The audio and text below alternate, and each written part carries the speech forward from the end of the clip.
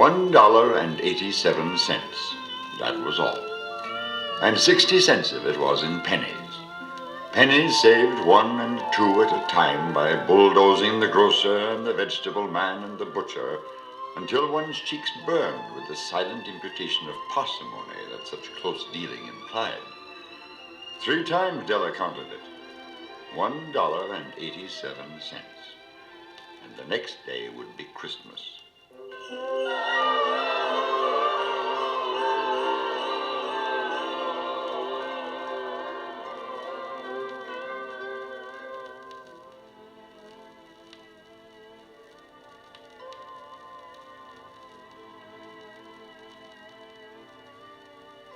There was clearly nothing to do but flop down on the shabby little couch and howl.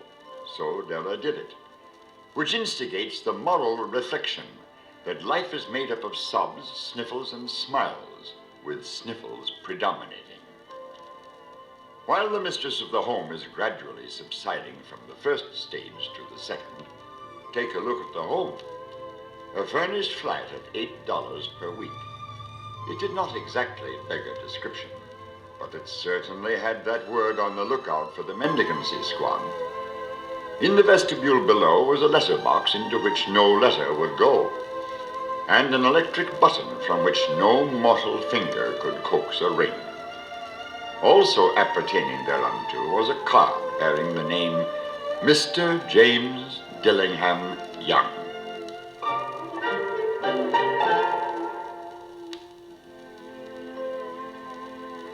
The Dillingham had been flung to the breeze during a former period of prosperity when its possessor was being paid $30 per week.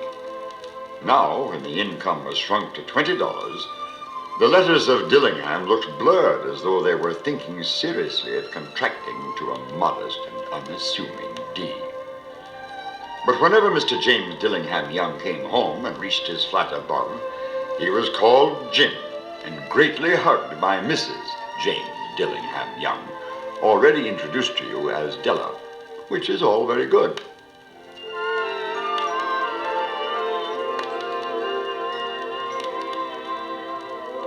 Della finished her cry and attended to her cheeks with a powder rag. She stood by the window and looked out dully at a gray cat walking a gray fence in a gray backyard. Tomorrow would be Christmas Day, and she had only $1.87 with which to buy Jim a present. She had been saving every penny she could for months with this result. $20 a week doesn't go far. Expenses had been greater than she'd calculated. They always are. Only $1.87 to buy a present for Jim. Her Jim. Many a happy hour she'd spent planning for something nice for him. Something fine and rare and sterling. Something just a little bit near to being worthy of the honor of being owned by Jim. There was a pier glass between the windows of the room. Perhaps you've seen a pier glass in an $8 flat. A very thin and very agile person may, by observing his reflection in a rapid sequence of longitudinal strips, obtain a fairly accurate conception of his looks. Della, being slender, had mastered the art. Suddenly she whirled from the window and stood before the glass. Her eyes were shining brilliantly, but her face had lost its color within 20 seconds. Rapidly she pulled down her hair and let it fall to its full length. Now there were 2 possessions of the James Dillingham Youngs in which they both took a mighty pride. One was Jim's gold watch that had been his father's and his grandfather's. The other was Della's hair. Had the Queen of Sheba lived in the flat across the air shaft, Della would have let her hair hang out the window some day to dry, just to depreciate Her Majesty's jewels and gifts. Had King Solomon been the janitor, with all his treasures piled up in the basement, Jim would have pulled out his watch every time he passed, just to see him pluck at his beard from envy. So now Della's beautiful hair fell about her, rippling and shining like a cascade of brown waters. It reached below her knee. It made itself almost a garment for her. Then she did it up again, nervously and quickly. Once she faltered for a minute and stood still while a tear or two splashed on the warm red carpet. On went her old brown jacket. On went her old brown hat. With a whirl of skirts and with the brilliant sparkle still in her eyes, she fluttered out the door and down the stairs to the street.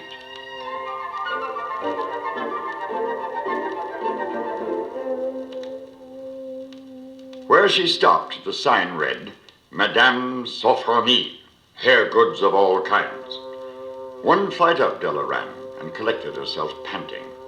Madame, large, too white, chilly, hardly looked the Sophronie. Will you buy my hair? Asked Della. I buy hair, said Madame. Take your hat off and let's have a sight at the looks of it. Down rippled the brown cascade. $20, said Madame, lifting the mass with a practiced hand. Give it to me quick, said Della. Oh, and the next 2 hours tripped by on rosy wings. Forget the hashed metaphor.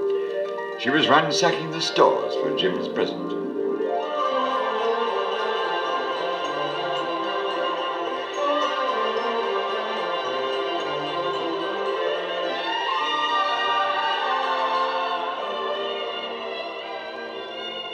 She found it at last.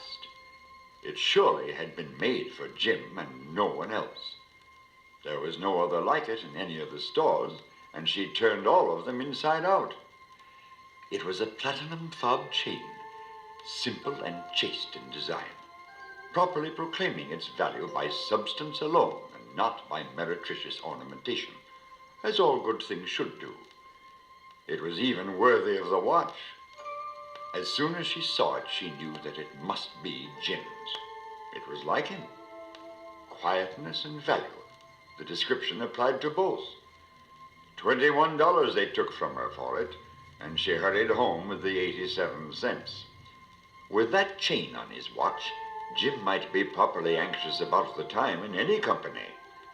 Grand as the watch was, he sometimes looked at it on the sly, on account of the old leather strap that he used in place of a chain. When Della reached home, her intoxication gave way a little to prudence and reason. She got out her curling irons and lighted the gas and went to work, repairing the ravages made by generosity added to love, which is always a tremendous task, dear friends, a mammoth task. Within 40 minutes, her head was covered with tiny, close-lying curls that made her look wonderfully like a truant schoolboy. She looked at her reflection in the mirror long, carefully, and critically.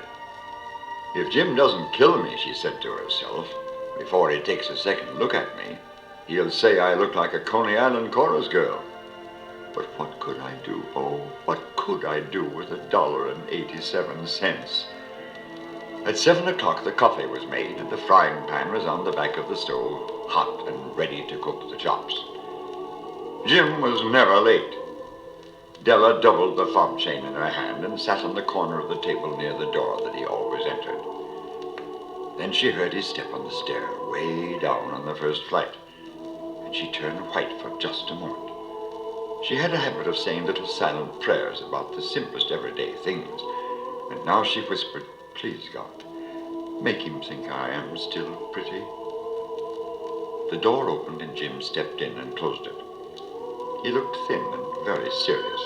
Poor fellow. He was only 22, and to be burdened with a family. He needed a new overcoat, and he was without gloves. Jim stepped inside the door, as immovable as a setter at the scent of quail. His eyes were fixed upon Della, and there was an expression in them that she could not read, and it terrified her. It was not anger, nor surprise, nor disapproval, nor horror, nor any of the sentiments that she had been prepared for. He simply stared at her fixedly with that peculiar expression on his face. Della wriggled off the table and went for him. "Jim, darling," she cried, "don't look at me that way. I had my hair cut off and sold it because I couldn't have lived through Christmas without giving you a present. It'll grow out again, you won't mind, will you? I just had to do it. My hair grows awfully fast. Say Merry Christmas, Jim, and let's be happy." You don't know what a beautiful, nice gift I've got for you. You've cut off your hair, asked Jim laboriously, as if he had not arrived at that patent fact yet, even after the hardest mental labor. Cut it off and sold it, said Della. Don't you like me just as well anyhow? I'm me without my hair, aren't I? Jim looked about the room curiously. You say your hair is gone, he said with an air almost of idiocy. You needn't look for it, said Della. It's sold, I tell you. Sold and gone, too. It's Christmas Eve, boy. Be good to me, for it went for you. Maybe the hairs of my head were numbered, she went on with a sudden serious sweetness. But nobody could ever count my love for you. Shall I put the chops on, Jim? Out of his trance, Jim seemed quickly to wake. He enfolded his Della. For 10 seconds, let us regard with discreet scrutiny some inconsequential object in the other direction. $8 a week or $1 million a year, what is the difference? A mathematician or a wit would give you the wrong answer. The Magi brought valuable gifts, but that was not among them. This dark assertion will be illuminated later on. Jim drew a package from his overcoat pocket and threw it upon the table. Don't make any mistake, Della, he said, about me. I don't think there's anything in the way of a haircut or a shave or a shampoo that could make me like my girl any less. But if you'll unwrap that package, you may see why you had me going a while at first. White fingers and nimble tore at the string and paper, and then an ecstatic scream of joy, and then, alas, a quick feminine change to hysterical tears and wails, necessitating the immediate employment of all the comforting powers of the lord of the flat. For there lay the combs, the set of combs, side and back, that Della had worshipped for long in a Broadway window. Beautiful combs, pure tortoiseshell, with jeweled rims, just the shade to wear in the beautiful vanished hair. They were expensive combs, she knew, and her heart had simply craved and yearned over them without the least hope of possession. And now they were hers, but the tresses that should have adorned the coveted adornments were gone.